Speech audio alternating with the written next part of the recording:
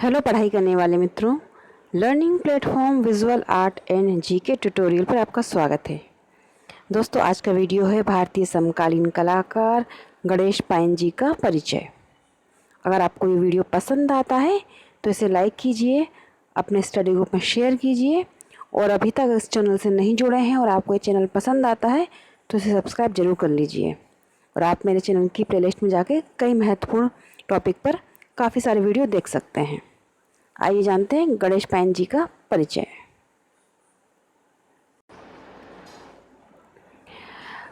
गणेश पायन जी प्रसिद्ध भारतीय चित्रकार रहे। ये अपनी कृतियों में एक नया आयाम जोड़ते हैं जो मिथकों का सृजन करते हैं। ये इनकी कृतियों की विशेषता है। उनकी कृतियों की मिथ की दुनिया में नए विमर्श एवं नए संवाद के दर्शन होते हैं। उनकी कृतियों में न केवल मिथक बल्कि चित्रात्मक वृत्तांत के रूप में ही नहीं देखते, अपितु एक तरह की पृष्ठभूमि के रूप में भी उभरते हैं जो वे प्रायः अपने सभी चित्रों में सिरजते हैं। गणेश पायन जी के चित्रों में हम आदिम कला, प्राचीन एवं मध्ययुगीन वास्तु एवं मूर्ति कला, क्लासिक पेंटिंग, मध्ययुगीन सूक्ष्म कला, लोक कला, बंगाल स्कूल की कला, रविंद्रनाथ टैगोर एवं यामिनी राय की कला, चीनी एवं जापानी पेंटिंग, क्लासिक मिस्र कला, ग्रीक एवं रोमन कला, पुनर्जागरण कला तथा रेम्ब्रा एवं पॉल क्ली के कामों का संगम देखते हैं। ये विशेषता है गणेश पायन जी के काम की कि इतना सारी चीज़ें उनके चित्रों में समाहित है, लेकिन फिर भी उनकी एक अलग शैली है। कई ऐसे कलाकार हैं जिनकी कृतियों में मिथक या लोक गाथाएं महत्वपूर्ण तत्व के रूप में मौजूद रहते हैं। मिथक अपने विषय वस्तु के साथ कला में मौजूद रहने के साथ ही उसके माध्यम से अभिव्यक्त सूचनाओं एवं कथ्य को समृद्ध करते हैं तथा कलाकृति विशेष को इतिहास, समाज एवं संस्कृति के साथ जोड़ने जैसा महत्वपूर्ण कार्य करते हैं। ये विशेषता है गणेश पायन जी के चित्रों की। गणेश पायन जी का जन्म हुआ 11 जून 1937 को कोलकाता, पश्चिम बंगाल में। गणेश पायन जी की जो प्रेरणा स्रोत रही वो उनकी दादी रही, जो कहानी सुनाने की कला में पारंगत एवं माहिर थी। वो अपनी दादी जी से इंस्पायर हुए। उनका जन्म हुआ था 11 जून 1937 को। रामायण, महाभारत जैसे महाकाव्यों से प्रारंभ होकर यह कहानियाँ, परिकथाओं एवं लोक गाथाओं की दुनिया तक बालक पायन को ले जाती थी। कहानी सुनाने का उनका अंदाज इतना जीवंत था कि बालक गणेश पायन उसके एक एक पल और एक एक शब्द को जीता था।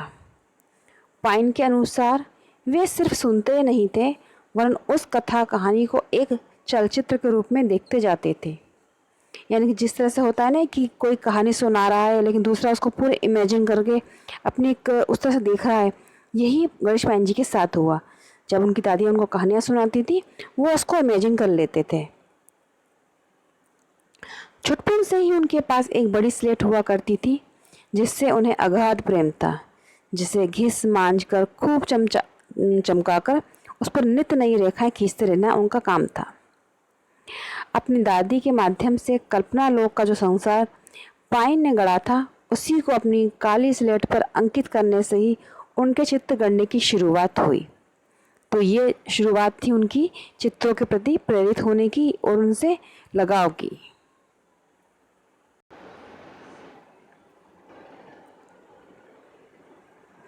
किसी भी जन्मजात कलाकार में जब कलाबोध जन्म लेता है तो उसको अपने आसपास बिखरे कलारूप अपने आप सहज ही नजर आने लगते हैं। बालक पायन की दृष्टि तो सदैव इसी की खोज में रहती थी।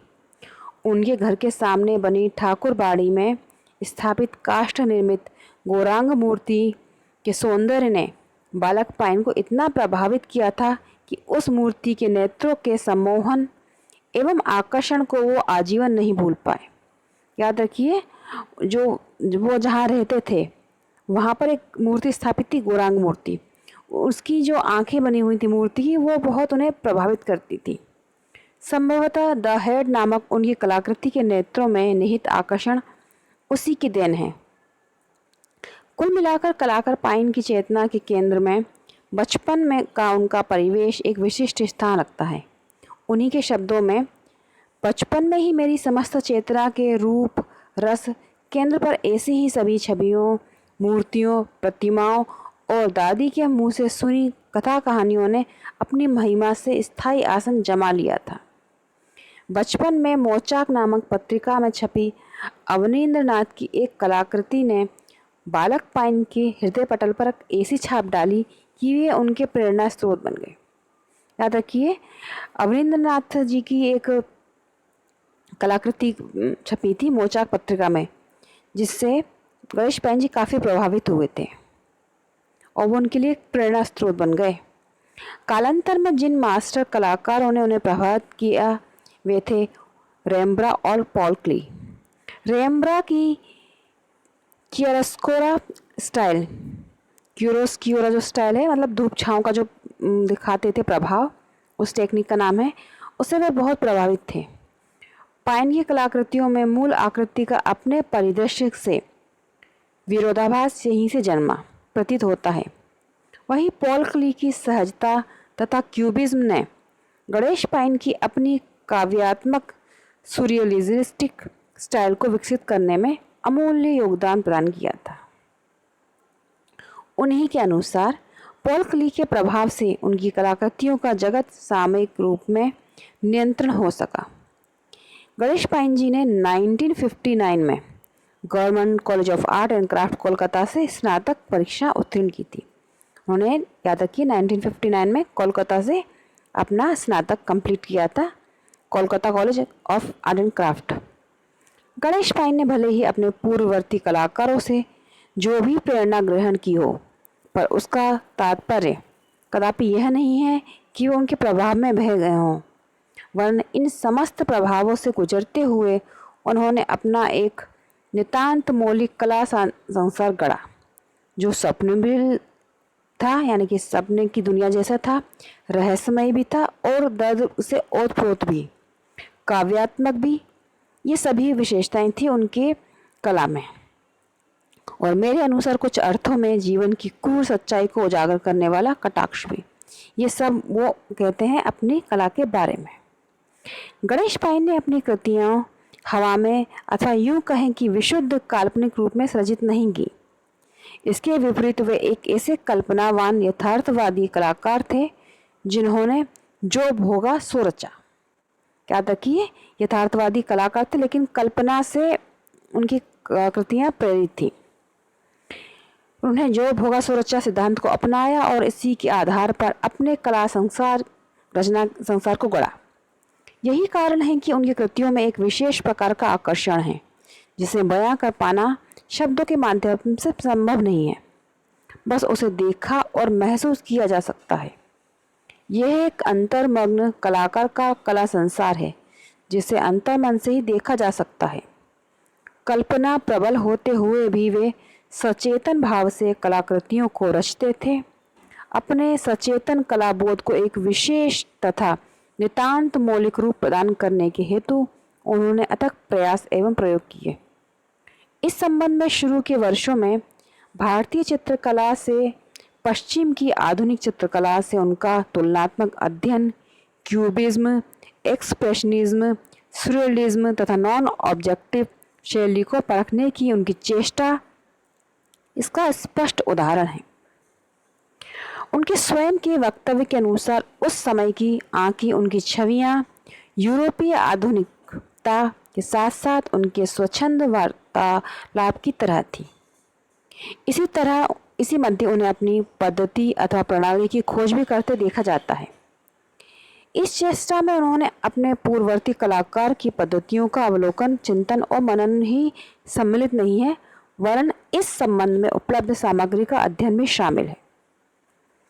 उनके चित्रों के निर्माण से संबंधित हर मूल सूत्र को उन्होंने जहां से जैसा मिला उठा लिया, चाहे वह उन्हें पूर्ववर्ती कलाकार की कलाकृतियों के माध्यम से उपलब्ध हुआ हो अथवा नंदलाल बोस की पुस्तक शिल्पचर्या से मिला हो, या पारितोष सेन के भाषण से प्राप्त हुआ हो, अथवा फिर छात्र जीवन के कलागुरु माणिकलाल बंदोपाध्याय द्वारा उपलब्ध कराया गया हो। याद रखिए, माणिकलाल उपाध्याय जो थे वो उनके गुरु थे, लेकिन वो प्रभावित भी हुए नंदलाल बोस जी के काम से, उनकी जो उन्होंने पुस्तक लिखी उनसे, पारितोष सेन जी के उससे,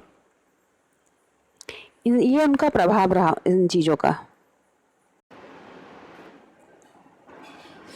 वे सदैव कल्पना, यथार्थ, आकृति, रंग विन्यास, भाव विभाव तथा परिदृश्य रूपी उपादानों का ऐसा कलात्मक समन्वय रचने में लगे रहते जिसकी उपलब्धि दर्शक के तीव्र मनोयोग के परिणाम स्वरूप स्वयं ही अपना रहस्य व्यक्त कर पाने में सफल हो। गणेश पायन का यह भाव बोध सूत्र उनके प्रत्येक कलाकृति में देखा जा सकता है।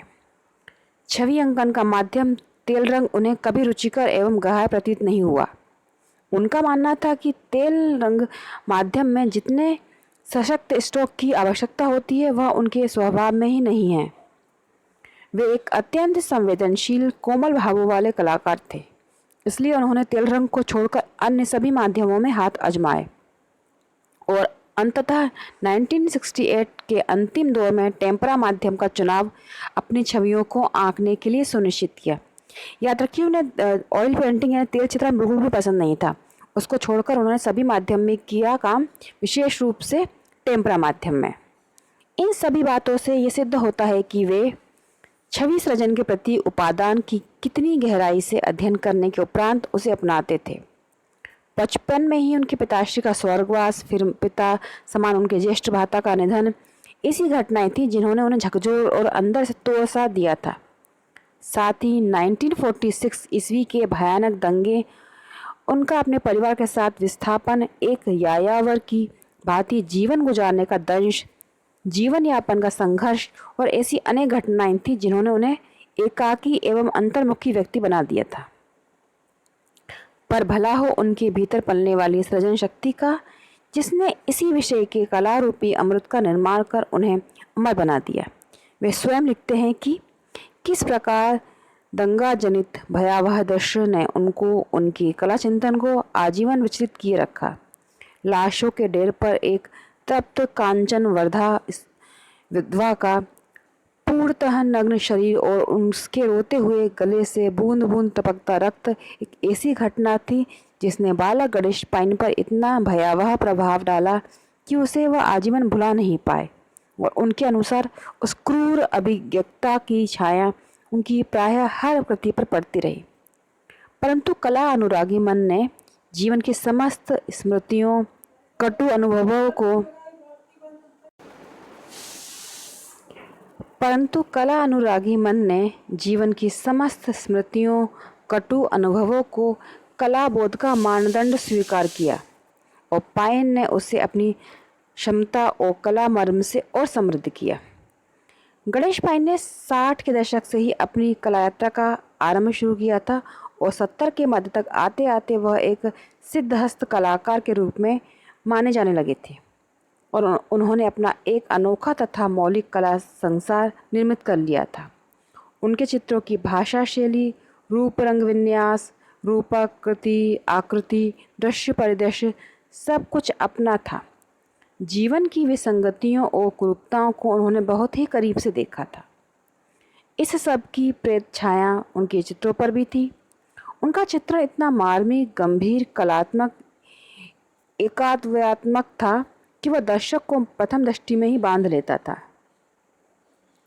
उनके चित्र दर्शक से सीधा संवाद बनाने में सक्षम हैं। यही कारण है कि उनकी शैली को काव्यात्मक सुरियलिज्म का नाम दिया गया है। याद रखिए, उनकी जो शैली है चित्रों की, उसको काव्यात्मक सुरियलिज्म कहा गया। यद्यपि उनके प्रारंभिक चित्रों में बंगाल स्कूल का खासा दखल देखने को मिलता है, परंतु बाद के वर्षों में उन्होंने अपनी भाषा शैली स्वयं गढ़ी और तत्कालीन कला जगत में अपना एक विशिष्ट स्थान बना लिया। इसी विशिष्टता ने उन्हें अपने समय के दिग्गज समकालीन कलाकारों जैसे फ्रांसिस न्यूटन सूजा, तैयब मेहता, रज़ा, एम.एफ. हुसैन, विकास भट्टाचार्य जी, जोगेन चौधरी आदि की टोली में एक अति विशिष्ट स्थान प्रदान किया। यह इतना विशिष्ट था कि एम.एफ. हुसैन ने पायन को तत्कालीन भारतीय कलाकारों में श्रेष्ठ कलाकार का संज्ञा को सराहा था। देश ही नहीं विदेशों में भी उनकी कलाकृतियों को देखा एवं सराहा गया। पेरिस, लंदन, वॉशिंगटन एवं जर्मनी में उनकी कलाकृतियाँ प्रदर्शित हुई। यद्यपि गणेश पाइन कला के बाजारू आकर्षण से सदा दूर रहे, फिर भी 80-90 के दशक में उनकी कलाकृतियों को उच्चतम मूल्य मिला। गणेश पाइन अवसादवादी व्यक्ति थे। यही अवसाद उनके चित्रों की भाषा बना। पर अचरज इस बात का है कि जब वह अवसाद कैनवस पर मूर्त रूप पाता था तो वह अवसाद दर्शक के मन में विशुद्ध रूप में अवसाद निराशा को जन्म नहीं देता था। वह उसके मन के एक मीठे मीठे दर्द का भाव उत्पन्न करता है जो उसे बिल्कुल अपना सा जाना पहचाना चिर परिचित लगता था। यह है उनकी कृति का प्रभाव, जिसका आरंभ भले गणेश पाइन से होता था, पर उसकी पहुंच प्रत्येक दर्शक के मन एवं उसकी चेतना तक थी। ऐसा भाव करीब करीब उनकी हर कलाकृति में व्यक्त होता है। जैसे कि उनका काला चांद जो 1990 में बनाई थी, उनकी कृति में देखिए उसमें एक स्वर्ण रूपी हिरन है जिसके पीछे सिर के पीछे की ओर घुमा हुआ है, जो अपने बड़े बड़े उदास नेत्रों से अपने ही अस्थि पंजर को निहार रहा है। ये उनका एक प्रसिद्ध चित्र है, काला चांद 1990 का। परिदृश्य अंधकारमय है और उसी में एक चांद है जो काला है। एवं इन सारे तथ्यों का विश्लेषण करें, सुनहरा हिरण सौंदर्य एवं मासूमियत का प्रतीक है। यह जीवन का उजला पक्ष है, पर इसके नीचे संभवतः उसी का अस्थि पंजर है जो जीवन का अंधकारमय रूप है। चांद भी काला है, जबकि वास्तव में चांद काला नहीं होता, बल्कि वह तो उज्जवल प्रकाश का स्रोत है। पर कलाकार का अवसादी मन इस उज्जवल चांद को भी काला यानी कि दुखद देखता है। तात्पर्य है कि वह जीवन को उसके अंत में देखता है। यह है उनका अपना नैराश्य। पर कलाकृति का कला पक्ष इतना आकर्षक एवं सुंदर है कि दर्शक में नकारात्मक भाव उत्पन्न नहीं करता, वरन उसके भीतर उस दर्द को उत्पन्न करता है जो दर्शक के अवचेतन में पहले से ही उपस्थित है। पाइन की कलाकृतियों में यह प्रभाव उनकी सफलता है। गणेश पाइन जी की बनाई हुई कुछ कृतियाँ, उनकी रचना है जो अद्भुत एवं कलात्मक दृष्टि से बहुत ही समृद्ध है, और ये उनके कुछ 70-80 के दशक के काम हैं।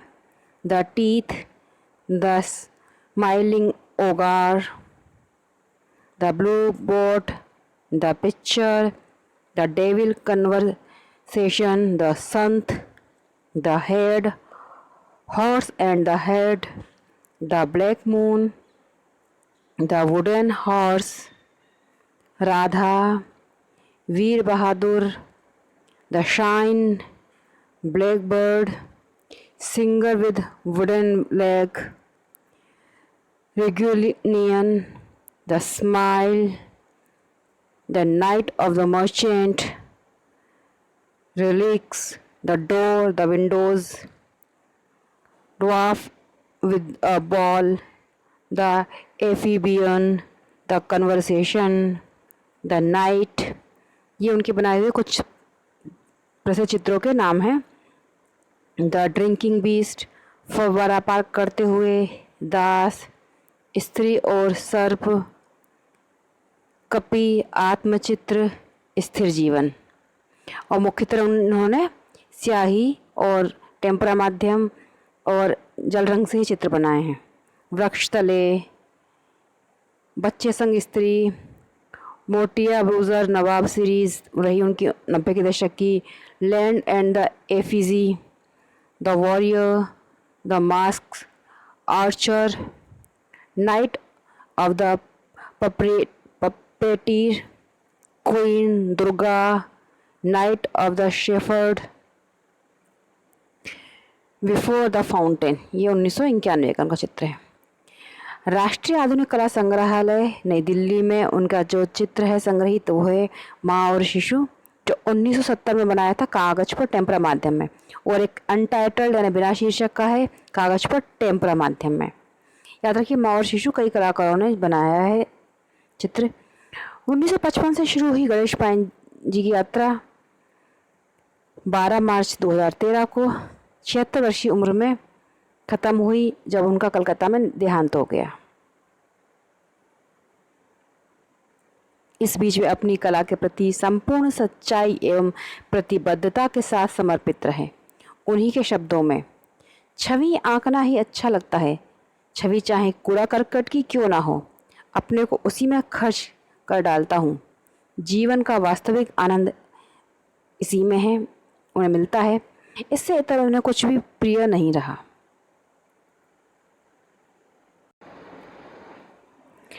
गणेश पाइन जी को केरल सरकार ने राजा रवि वर्मा पुरस्कार सम्मानित किया तथा 2011 में भारतीय वाणिज्य मंडल द्वारा द लाइफ टाइम अचीवमेंट पुरस्कार मिला।